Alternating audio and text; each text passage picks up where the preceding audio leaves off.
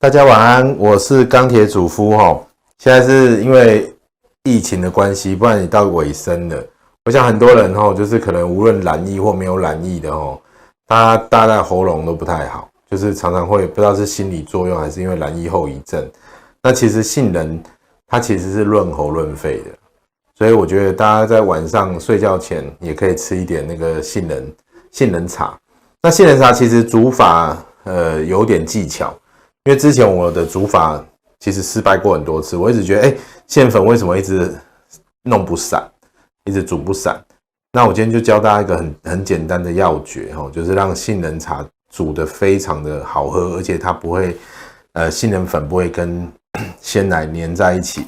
那我们的做法其实就是先准备的材料就是鲜奶跟杏仁粉，这就是杏仁茶的主要材料。那当然我们就配个油条更加美味。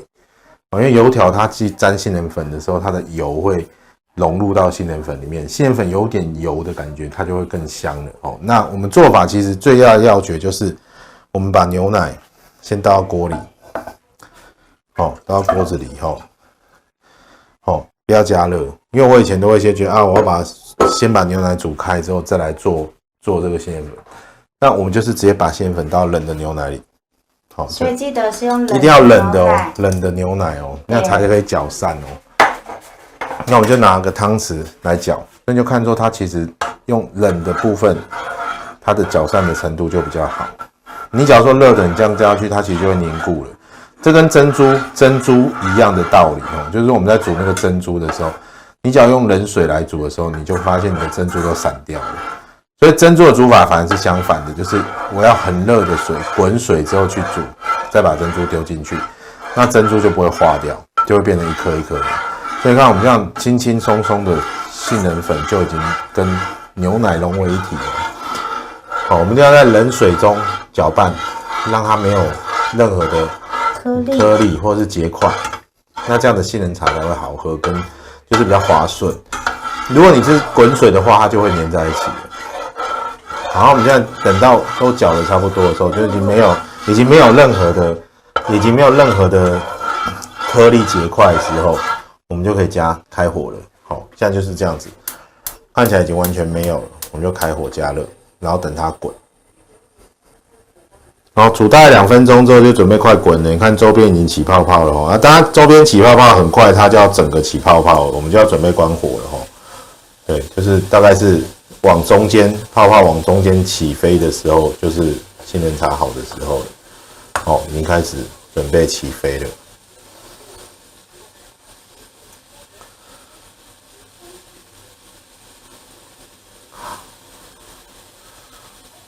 就连中间都会对，它就一直往中间跑，它就会往上浮起。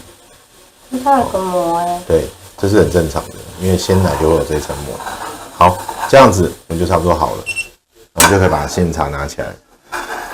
这样的杏仁茶就是非常的顺滑，它把杏仁粉的颗粒都跟鲜奶融合在一起。那如果你用热水煮，你再让它等鲜奶滚的时候再丢杏仁粉的时候，你就会没有办法这种状况。